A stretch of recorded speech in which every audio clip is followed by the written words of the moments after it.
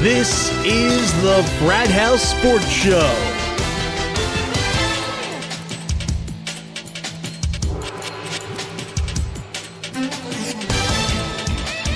And now for this week's completely different and humorous perspective on everything sports, here's Frat House Mike and Sidekick. Welcome back to our pre-Super Bowl show here this evening on, wow, how about our 126th consecutive show right here from the Frat House. And amazingly, Sidekick, I was just thinking about it today. In fact, I went back and I took a look at the past couple. This is our third pre-Super Bowl show. Yes, it is. And as we've been doing, we're going to be joined this evening by our own Uncle Mark via Skype. And, well, I think you've got a traditional guest yes, that I do. We've been having on with us, always on this particular show, every year for the past couple. We have the Super Bowl poobah, my mom, Mrs. Sidekick's mom. There you go. Calling in from St. Louis, who again this year, due to contractual obligations, because she's so busy, was unable to make it this year with us. So, how's it going out there, Mom? It's going okay. You've been putting up some messages there on Facebook. The weather out there in St. Louis, not much different, I guess, maybe than what we've got here. How much snow have you got on the ground? Well, at this point, we don't have any, but we're expecting some freezing rain. Wow, you don't have any on the screen? Nope. It finally melted. Wow, how about that? Okay. All right. Ours is still hanging around. Yeah, we still have probably about 6 inches outside. But I'm bumped. Yeah, all right. Yeah, go ahead. What do you got for Mom? So, okay, so obviously we've got the Super Bowl coming up with the Denver Broncos and the Seattle Seahawks. Right.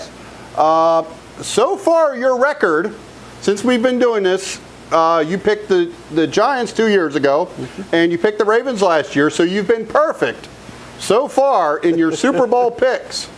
You're stunning Vegas out there. Mm-hmm. So we got the Super Bowl, Broncos, Seahawks. Who are you going with this year?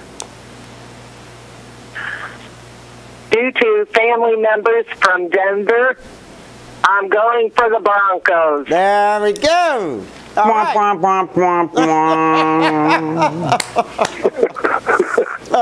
Now, can you name anybody on that team, Mrs. Sidekick's mom? I know Mr. Manning, or of him.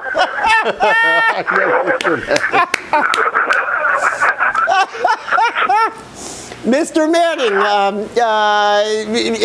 that's like when you talk to him, that's how you refer to him, is Mr. Manning? Definitely. Okay. Omaha. He's the man. Oh. So the joke last year was, that you liked Joe Flacco because of the pants. Mm-hmm. So, do you like looking at Peyton, Mr. Manning? He a handsome chap? He's good looking enough. All right, yeah. Well, Mike seems to think he is. Oh, never mind. Oh, boy.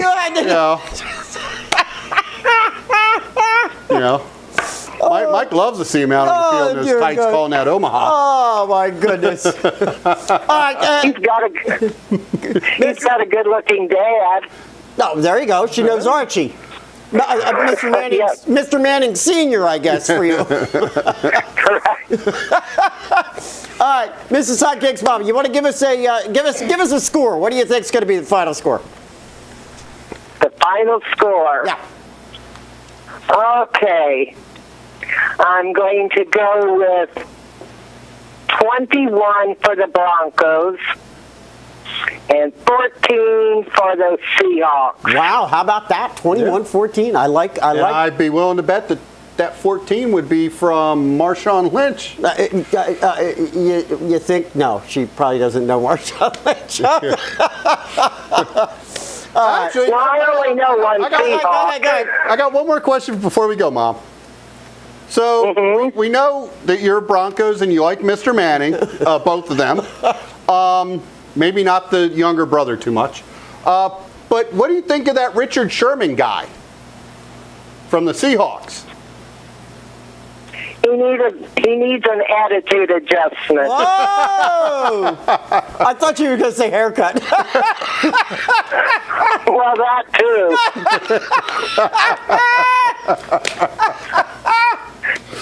I look at it this way. If you're that good, your teammates and your fans will have your name out there. No, there you go. There you go. He's got to get his name out there on his own. Well, all right. I appreciate that sentiment. I think that's pretty cool. Words of wisdom. Absolutely. Absolutely.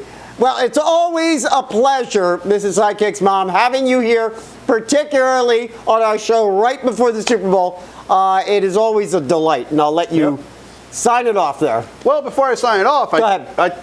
You had a shout out that you wanted to give. That's right. Yes. I'd like to give a shout out to my brother and his wife, Sam and Rita Herndon, now of Surprise, Arizona. There you go. That's Formerly great. That's great. Denver. And they're going to become friends of the Frat House Sports Facebook page tomorrow, right, Mrs. Sidekick's mom? I'll have to let them know to do that. Well, that's the only way they're going to be able to hear their shout out. We're running out of time over here, you know. I mean, we need the help. All right, Mom. Well, you guys take care and have a good party. All right. We'll try. Love Bye, you. Mom. Stay warm. Bye-bye. Well, now, last week we had our full show, NFL Roundtable. So it has been a couple of weeks since we touched on our top stories. And so what we thought we'd do is get us up to date on those right now. Tomorrow will be NBA Commissioner David Stern's last day on the job as he is retiring after building up. Well, you know, come on. All right, we'll get into that.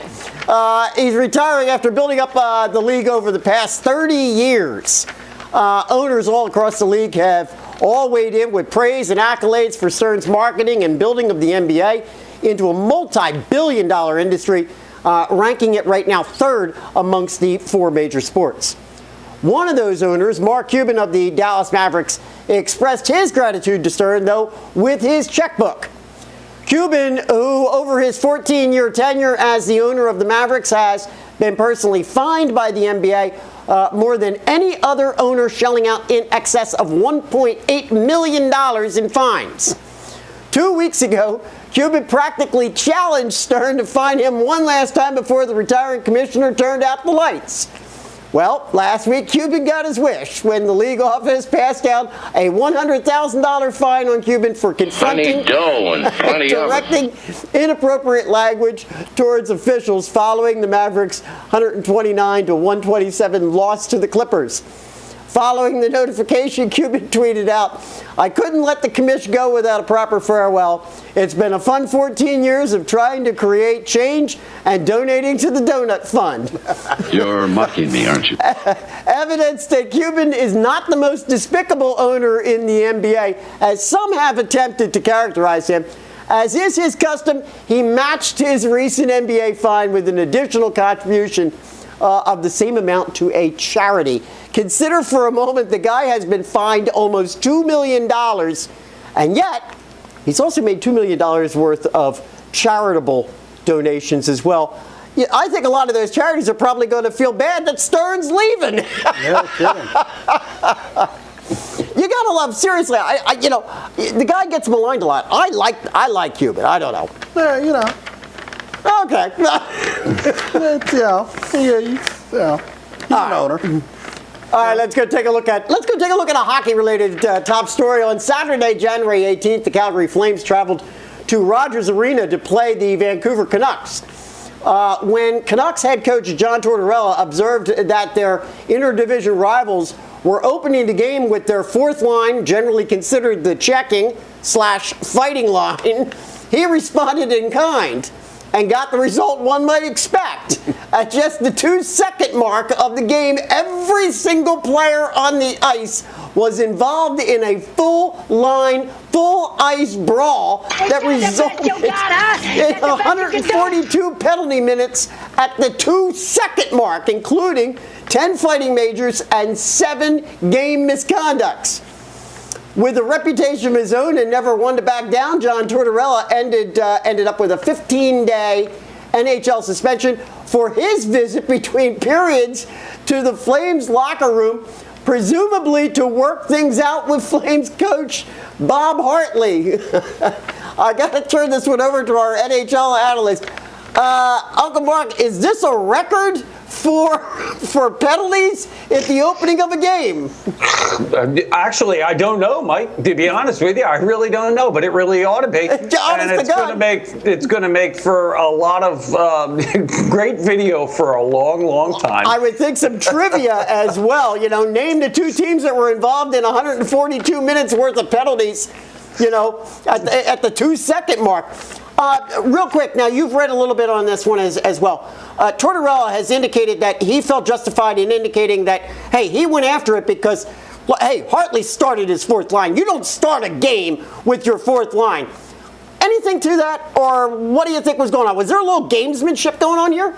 Oh, without a doubt, yeah. The gamesmanship was happening. Hartley and Tortorella have faced off against each other when they were down the line before they went pro as coaching in their career. So they've had some go around before.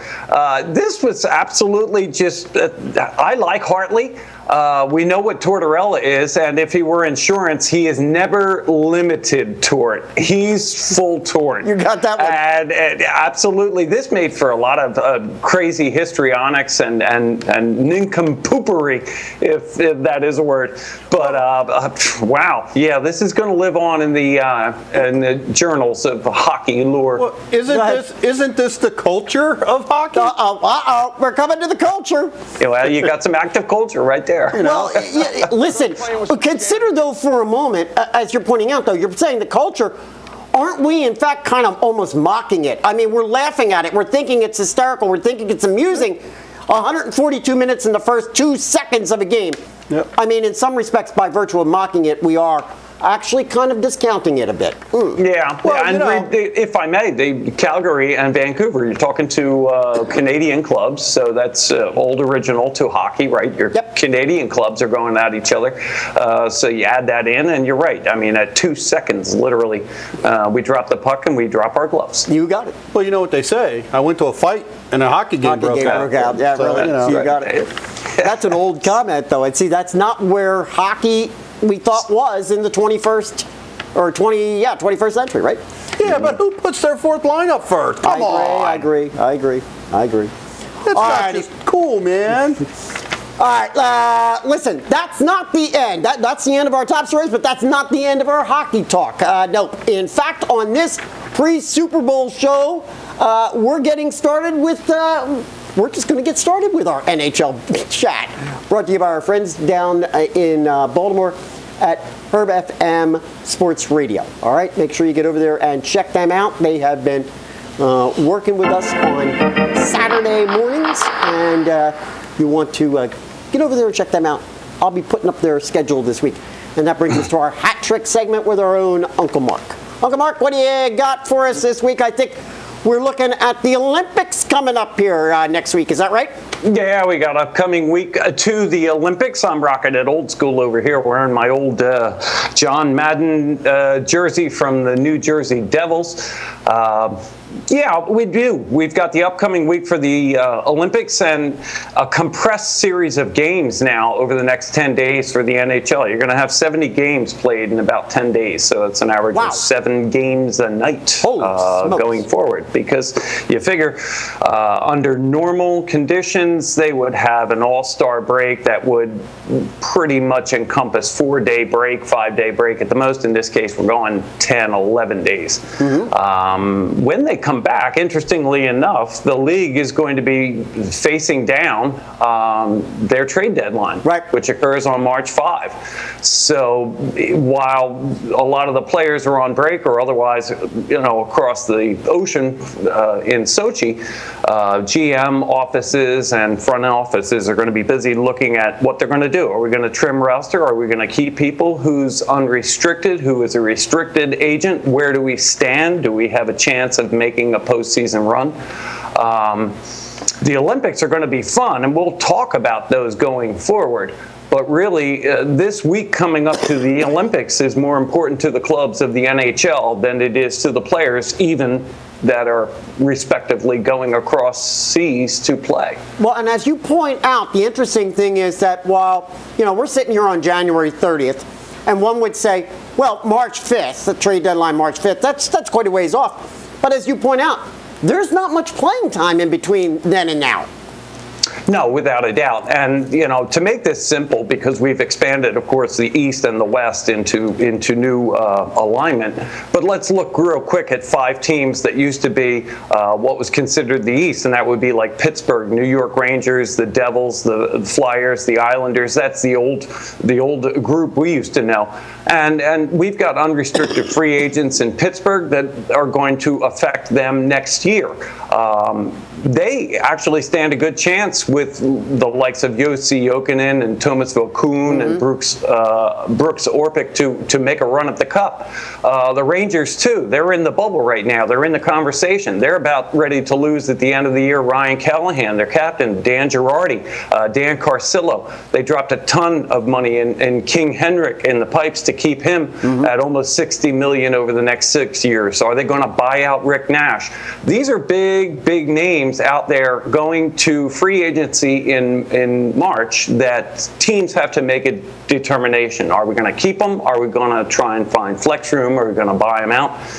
The Devils looking at, letting Brodeur go maybe during this period of time. Kimmo Timonen for the Philadelphia Flyers. Andre Messeros. These guys might all be going away March 5th, and on the heels of coming back from the Olympics, it could shake up some teams and how they look going forward. Could we see trades during the Olympic break? No, all action is frozen by the NHL. Okay, interesting. In agreement with the IIHL and the Olympic Committee, there's going to be no activity. How about that? I would think some of that is CBA too as well. Yeah, absolutely. Just close down the office. Well, that's I mean, in some respects, it might be a bit unfair. You got a player overseas playing for a national team, and they find out through the wire they've been traded. I mean, that might be a bit. Talk to us. A lot of talk going on. We've talked about it right here on the show. A lot of people don't like the shootout. GMs don't seem to like it either. Yeah, well, it's interesting. I mean, initially it was considered fun and a skills competition and something different, but now it's become, in the words of going back to Tortorella, a gimmick. It's a gimmick, and we've seen way too many, if you're a fan of the game, of shootouts deciding the games. And Ken Holland, who's the general manager at Detroit, and that's a team right now on the bubble. In the East, they ought to be a powerhouse looking at a postseason run, and maybe they aren't going to be. But he's one of those who's been advocating the change of the overtime. Maybe you go with the 4-on-4 like they do now in a 5-minute setting. What his proposal would be is to then go to a 3-on-3 overtime following that. And as he was quoted as saying recently in a media, I'd like to see more games decided playing hockey rather than playing, a shootout or a skills competition.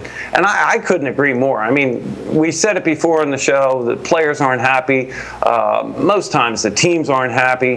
The goalies hate it. I don't know who's a fan of this. It's really dumb.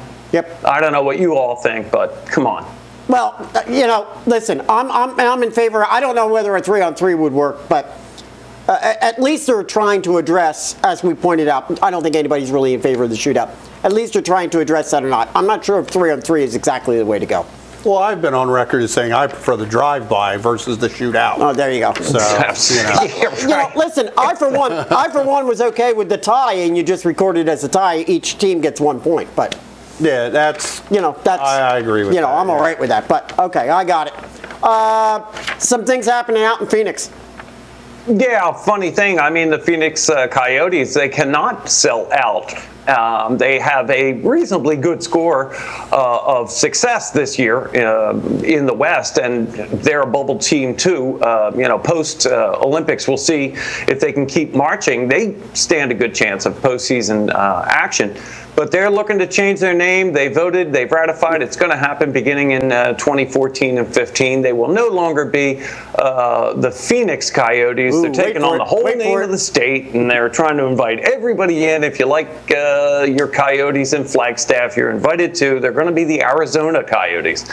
I don't know what it means, quite frankly. I don't know if this is going to make a great deal of difference to them, but I guess they're hoping for inclusion out there. I mean, do they really think that the name is isolating? Is that what they think? I mean, seriously, this is why people aren't showing up.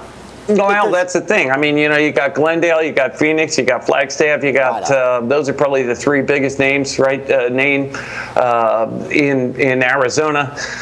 They're not selling out, and they're trying to be profitable. They're turning profit on merchandise. They're turning profit on, some revenue from TV rights, but they're not selling out. They're not getting the merchandise exactly. Well, good luck to them. Might it be a the dogs? Who let the dogs out? Well, nobody's letting the dogs in, evidently. Might it be a last gasp measure? Last gasp what, for this outfit? Oh, no, they've just come under reorganization. Right. They're under new ownership that's very aggressive. Some would argue that the aggressive measure of going to the name of Arizona just bespeaks the idea that the new ownership is determined to keep this team right there and make them viable. Well, and again, if you look at the record in the standings, Phoenix is not out of it by any means, and they could be a dark horse. All right.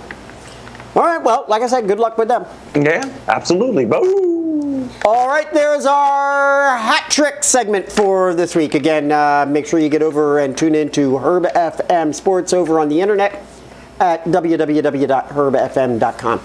And again, particularly on the days that they rebroadcast our show right here, and generally that has been Saturday afternoons. But you got to check our Facebook page for sure, because I do put the broadcast schedule up when it becomes available.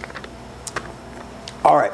Now, with the Super Bowl coming our way in less than 3 days, and finishing up this year's NFL season, one more time this season, we need to bring just a few football-related stories for about 4 minutes. 4 minutes of football.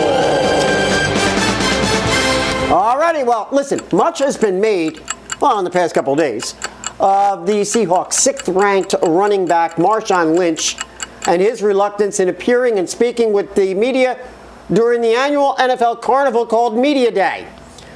In fact, it has been rumored that Lynch ran the risk of being fined by the team up to $100,000 if he failed to make even a short appearance.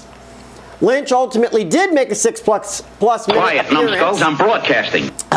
Including a rather wimpish one-on-one with Deion Sanders. Albeit, at the same time, he was taking some ribbing from teammate Richard Sherman.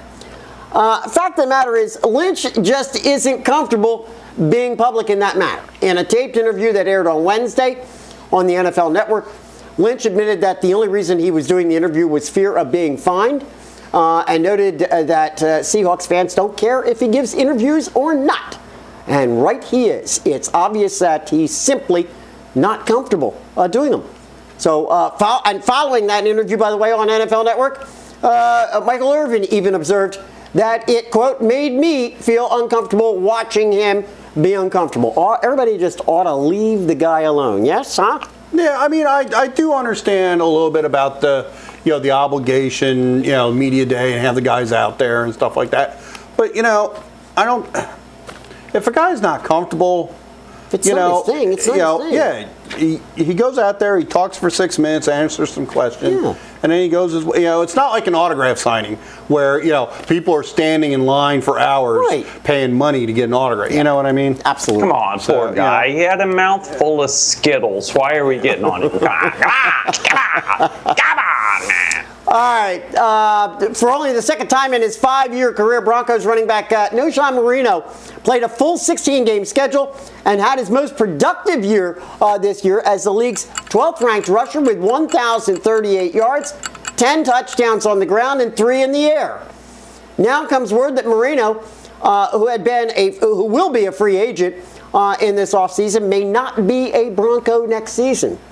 At issue is the Broncos' ability to be able to re-sign the workhorse running back, no doubt due to salary cap restrictions.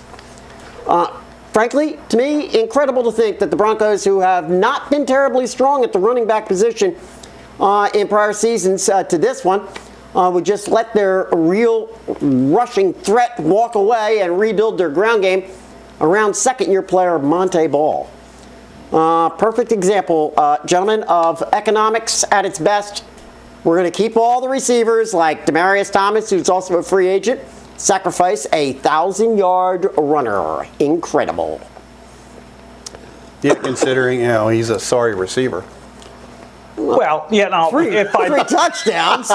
Wow. Okay, let's get to keep poking Mike. Go ahead, Uncle Mark. If I could just, you got to remember Montee Ball is showing some promise, and Moreno's been around Denver longer than we might think. A lot of people think he just showed up this year because he had a great year and had a breakout year. But he's had injuries with Denver. Yeah. He's had some problems with the law in Denver.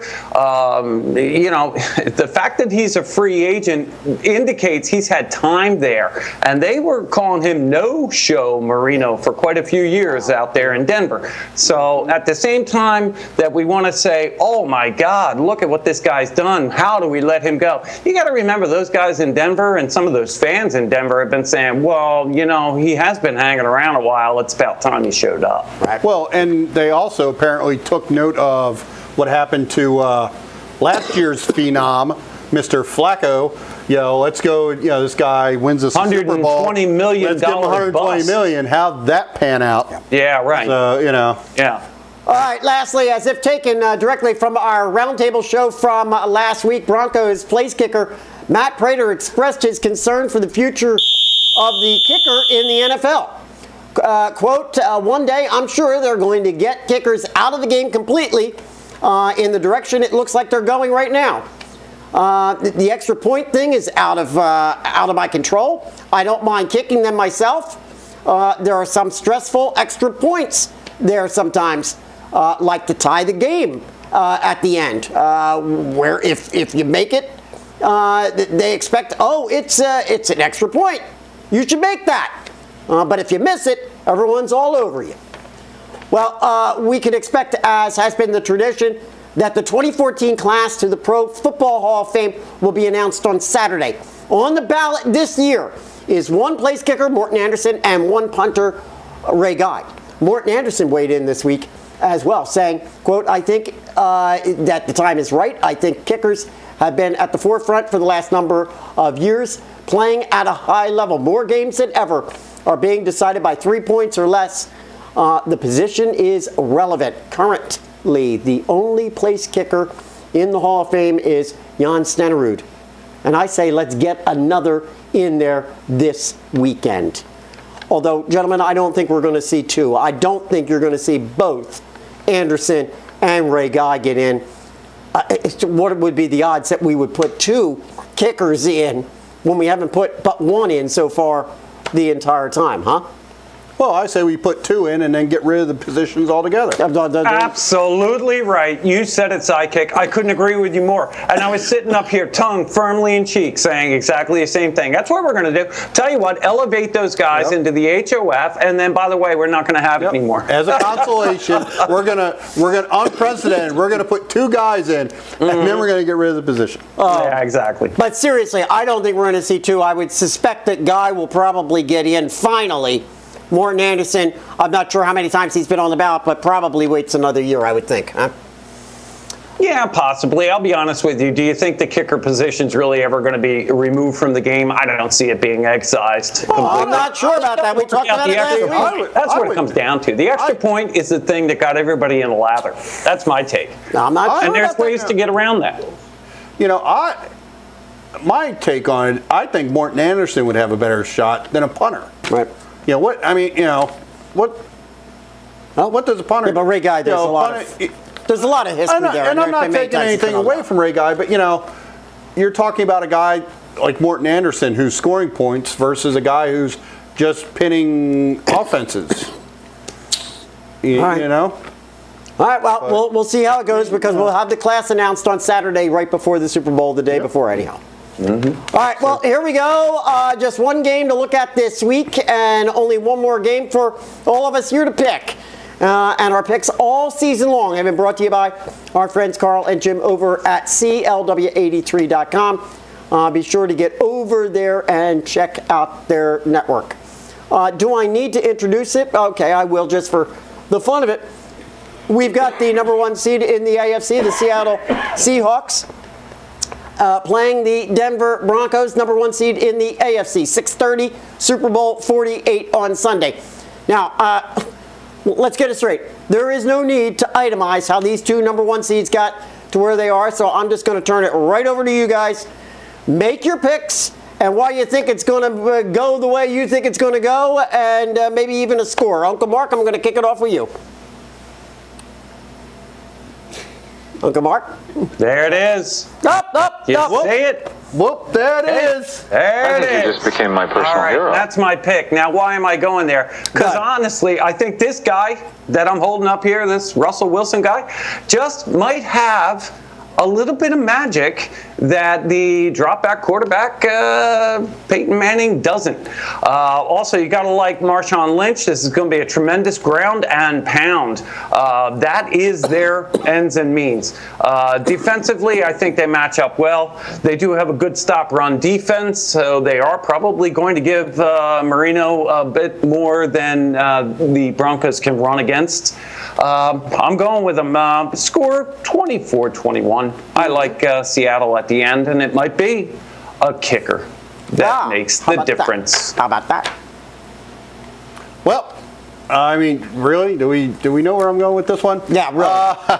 So it's going to be my bomb diggity bomb pick, sponsored by CLW83, the folks at www.clw83.com. You know, normally we pick a game. This year it's going to be my pick of a team. I'm going with Seattle, obviously, for two reasons. Well, I guess mainly two reasons. One, the defense. I hate Peyton. Well, three reasons. Okay, 4 reasons. Being honest. 4 reasons, and I got to go against Mike. 4. So anyway, Marshawn Lynch. I don't know. You know, there's been some talk about the Broncos defense this year, but here in the playoffs, their run defense has come on. Mm-hmm. And I think that's going to be a key if the Broncos are going to look to win this, is they've got to come with that run D and they've got to stop Marshawn Lynch. You know, last year we were talking about Kaepernick being the X factor. I think this year, it's Russell Wilson. What are we going to see from Russell Wilson? Percy Harvin's been cleared to play. So, I'm not quite so sure about that X factor. Mm-hmm. Then you've got the Seattle defense. These guys come to play. Mm-hmm. They're going to be shutting down Moreno. It may be back to no-show Moreno. Right. And Ball. You're going to have Richard Sherman all over Demaryius Thomas. So Peyton's going to be looking. They're going to get to Peyton. He's going to have to scramble. He's going to have to look at Welker. He's going to have to look at Thomas. If Decker. he's going to get this game. So, I think the Seahawks are going to take this game. All right. Well, all right. That leaves me, and I don't think it's going to come as any big surprise here as well. In an article that will be appearing over on our Frat House Sports website either later this evening or tomorrow, that I co-wrote with our newest writer, D.C. Lumberg from CLW 83, who represented the Seahawks. I broke it down this way.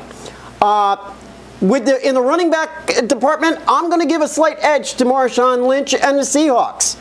Obviously, I'm going to disagree with you a bit. I don't think the Denver running defense is good enough to shut that man down. He's going to have a big day because I think that's what they're going to have to rely upon. Go ahead. Well, I don't know if they're going to shut him down, but during the regular season, they didn't necessarily. They've been better recently. Yes, I understand what you're saying. They've stepped it up. Sure. Yes, I don't know if they're going to stop Marshawn Lynch. And I don't think they will. I think he's going to have a big day. Now, over in the receivers area, however, you got to favor the Broncos. Okay? And I'm going to tell you right now, yes, you've got Richard Sherman out there covering one side. But the bottom line is, we've talked about this before, Peyton's got far too many weapons. And when he sees that one's being covered, he's going to go to a second, a third, and watch it. The receivers, you got to give it to the Broncos. As far as the quarterbacks go, come on. It's heavily favored towards the Broncos. All right? The guy has had... Oh, come on. I knew that was coming. Really? I knew that was coming. Listen, the guy has set almost every record offensively in the book this season. You got to give it to him. Plus, he's got the Super Bowl experience.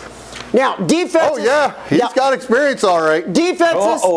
Defenses, I'm going to tell you right now, this is where the Seahawks scare me. Because I'm going to tell you right now, if the Seahawks are going to win this game, they got to win it right here. I'm telling you, you got to slant everything defensively to the Seahawks. Nonetheless, Broncos win this one, and they come away with it.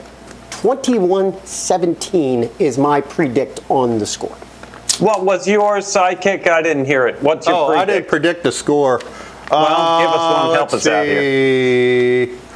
Karnak says. Yeah, right. 24-17. All right, 24-17. Okay. All right. Okay. All right, there it is. That's going to be it now for our NFL. We'll come back next week to do a little recap, but there it is. There's the 2013 season all wrapped up for you real nice with a bow. Yep. We got a little MMA action. Yes. UFC 169. Go ahead. Yep. We've got UFC this weekend coming to us from Newark, New Jersey. Yeah. How about that? We're doing all kinds of stuff up there. We've had the outdoor games in the NHL in New York. You got this going on. You got the Super Bowl. Holy smokes! You got the George Washington Bridge shut down. Yeah.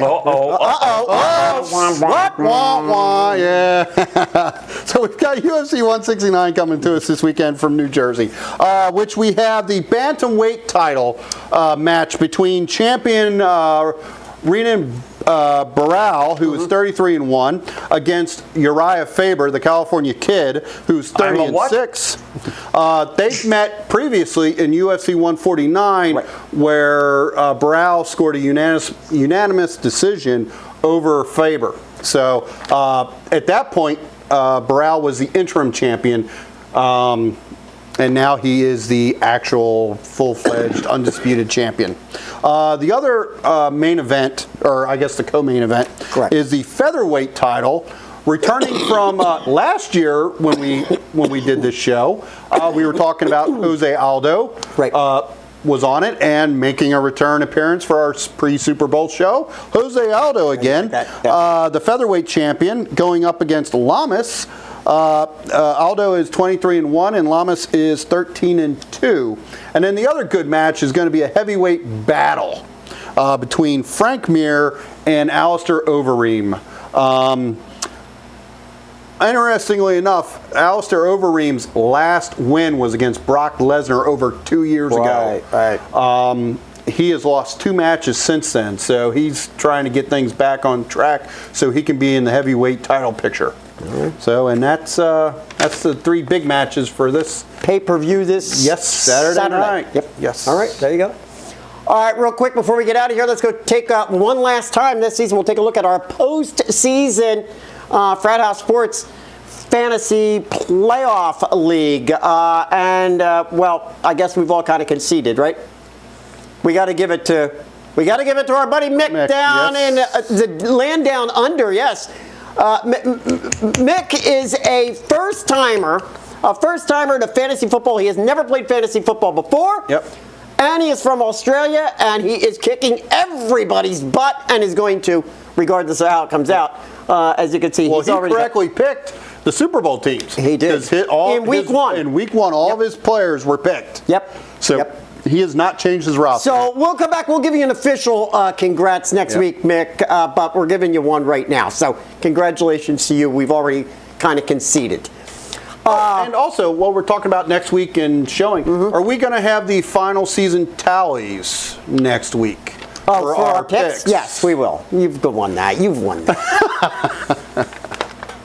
Since we're talking about tallies, let's take a look at our Frat House Sports Facebook post of the week. Hundreds and hundreds of views came in this week for a 30-second clip that I posted from last week's NFL Roundtable show, encouraging all to actually go and take a look at the full program.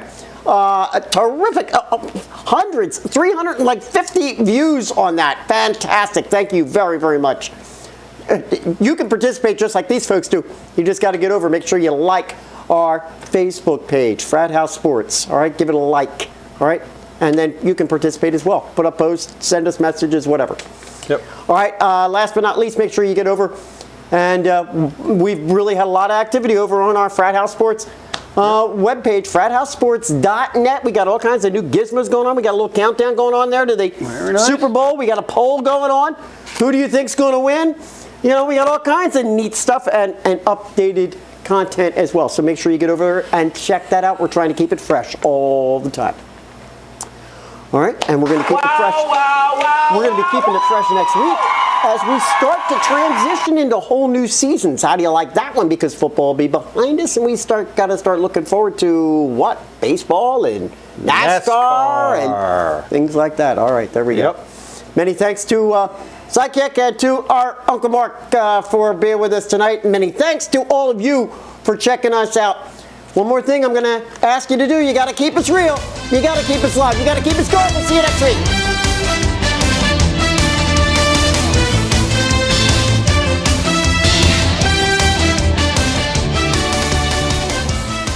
And then I'll start to make my selection. And, of course, there is one slide just for my selection there. Oh, yeah. Oh, my God. Oh, my God. I like that. Oh, my God. You should have put a bubble coming out of his mouth saying Omaha, like a cartoon bubble. He wouldn't do that to his precious Peyton. Oh, come on. Let my people come. Play one again. Nobody's perfect. There it is. All right. Now, I think that Not even Peyton. I think